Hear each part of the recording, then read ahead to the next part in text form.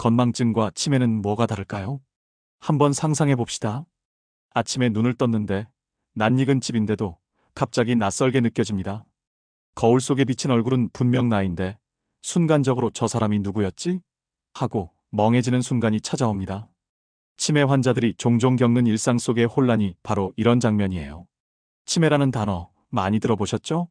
흔히 나이가 들면 자연스럽게 기억력이 떨어지는 것과 치매를 같은 것으로 착각하기도 하는데 사실은 조금 다릅니다. 나이 들면서 이름이 잘 안 떠오르거나 물건 둔 자리를 깜빡하는 건 누구에게나 생길 수 있는 노화 현상이에요. 하지만 치매는 단순한 건망증을 넘어 뇌 자체가 병적으로 손상되면서 기억, 판단, 언어, 성격까지 영향을 미치게 되는 상태를 말합니다. 치매란 무엇인가요? 치매는 뇌신경세포가 점점 파괴되면서 뇌 기능이 떨어지는 증후군이에요. 즉, 하나의 단일 질환이 아니라 여러 가지 원인에 의해 나타나는 결과물인 거죠. 대표적인 원인이 바로 알츠하이머병. 치매 환자의 절반 이상이 이 알츠하이머병 때문입니다.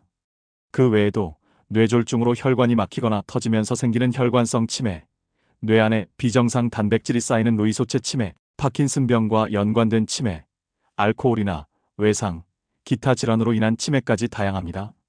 즉, 치매는 기억을 잃어버리는 병이라는 단순한 정의를 넘어 원인과 형태가 무척 다양한 뇌질환의 종합판이라고 할 수 있습니다. 치매는 어떻게 시작될까요? 치매의 초기 모습은 교묘해서 주변에서도 나이 들어서 그런가 보다 하고 넘어가기 쉽습니다. 예를 들어 같은 질문을 반복하거나 물건을 잘못 두고는 찾지 못하는 일이 잦아집니다. 예전엔 잘 다니던 길에서 갑자기 방향을 잃기도 하고 친한 사람 이름이 자꾸만 생각나지 않기도 하죠. 시간이 지나면서 점점 언어 능력, 판단력, 감정 조절 능력에도 문제가 생깁니다. 집에서 요리를 하다가 불을 끄는 걸 잊거나 중요한 돈 관리를 전혀 하지 못하게 되기도 합니다. 성격이 변해서 예민해지고 의심이 많아지는 경우도 흔합니다. 이 때문에 환자 본인보다 가족들이 먼저 이상을 눈치채는 경우가 많아요. 치매 환자는 얼마나 될까요? 우리나라만 해도 이미 고령사회에 접어들면서 치매 환자가 급격히 늘고 있습니다. 통계에 따르면 65세 이상 노인 10명 중 1명꼴로 치매를 겪고 있다고 해요. 80세를 넘으면 그 비율은 3명 중 1명까지 치솟습니다. 지금은 누군가의 이야기 같아도 언젠가는 우리 가족 혹은 나 자신의 이야기가 될 수 있는 거죠. 치매의 원인과 위험 요인에 대해 알아볼까요? 치매를 일으키는 가장 큰 요인은 나이입니다. 나이가 많아질수록 뇌세포는 자연스럽게 노화되지만 어떤 사람은 건강하게 유지되는 반면 어떤 사람은 병적으로 손상되죠. 여기에 유전적 요인도 영향을 미칩니다. 부모나 형제 중 치매 환자가 있다면 위험이 조금 더 높아집니다. 하지만 유전만으로 설명할 수는 없어요. 생활 습관이 매우 중요합니다. 고혈압, 당뇨, 고지혈증 같은 혈관 질환, 흡연과 음주, 운동 부족, 비만 등이 치매 위험을 키웁니다. 또 사회적 교류가 적고 혼자 지내는 시간이 많을수록 우울증이 있을수록 치매 발병 위험은 커진다고 알려져 있어요. 즉, 뇌도 결국 쓰지 않으면 더 빨리 약해지는 거죠. 치매를 예방할 수 있을까? 많은 사람들이 궁금해하는 질문입니다. 치매는 완벽하게 예방할 수는 없지만 발병을 늦추거나 위험을 줄이는 방법은 분명히 있습니다. 첫째, 뇌를 꾸준히 자극하는 것이 중요합니다. 새로운 것을 배우거나 책을 읽고 대화하는 것도 큰 도움이 돼요. 둘째, 신체 활동이 필수입니다. 하루 30분 정도 가벼운 걷기나 운동만으로도 뇌혈류가 좋아지고 뇌세포가 건강해집니다. 셋째, 균형 잡힌 식사가 필요합니다. 지중해식 식단이라고 해서 채소, 생선, 올리브유, 견과류 등을 중심으로 하는 식습관이 치매 예방에 좋다고 연구 결과가 말해주고 있어요.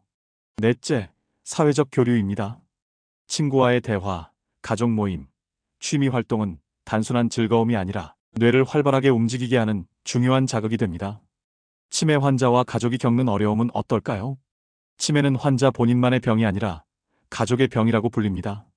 기억을 잃어가는 과정을 지켜보는 가족은 큰 슬픔과 스트레스를 겪고 동시에 돌봄이라는 현실적인 부담까지 떠안게 되죠. 밤낮이 바뀌어 환자가 밤새 돌아다니거나 갑자기 화를 내고 폭력적인 행동을 하는 경우도 있어 가족의 피로는 상상 이상입니다. 그래서 사회적으로 치매 돌봄은 개인이 아닌 공동체가 함께 짊어져야 할 문제로 여겨집니다. 우리나라에도 치매 안심센터 같은 국가적인 지원 시스템이 운영되고 있어요. 조기 검진, 상담, 돌봄 서비스 등을 통해 환자와 가족이 조금이나마 덜 힘들 수 있도록 돕고 있습니다. 치매 치료는 가능한가? 아쉽게도 현재까지 치매를 완전히 치료하는 약은 없습니다.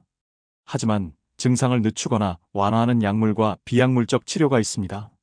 예를 들어 알츠하이머 치매의 경우 신경 전달 물질의 균형을 맞춰 기억력 저하 속도를 늦추는 약이 사용됩니다. 또 음악 치료, 미술 치료, 원예 활동 같은 프로그램이 환자의 정서 안정과 인지, 기능 유지에 큰 도움이 됩니다. 즉, 치료의 목표는 회복이 아니라 삶의 질 유지라고 볼 수 있죠. 우리가 할 수 있는 작은 실천은 뭐가 있을까요? 치매는 멀리 있는 이야기가 아닙니다. 우리가 매일 하는 습관 속에서 예방할 수도 있고, 또 누군가의 삶을 이해하는 시작점이 될 수도 있습니다. 오늘부터라도 식사를 조금 더 건강하게 하고, 가까운 사람들과 대화 나누고, 매일 30분만 몸을 움직여 보세요. 작은 실천이 뇌 건강에 커다란 버팀목이 될 수 있습니다. 그리고 혹시 가족이나 주변에서 치매 증상이 의심된다면 주저하지 말고 가까운 보건소나 치매 안심센터에서 검진을 받아보세요. 조기 발견이 곧 가장 좋은 예방법이자 치료법이니까요. 치매는 기억을 잃어버리는 병이지만 환자의 마음과 존재 자체까지 사라지는 것은 아닙니다. 기억을 잃어가는 대신 우리는 환자에게 새로운 현재의 순간을 선물할 수 있습니다. 치매를 두려움으로만 바라보지 말고 이해와 준비의 눈으로 바라본다면 우리 모두가 조금 더 지혜롭게 이 길을 함께 걸어갈 수 있지 않을까요?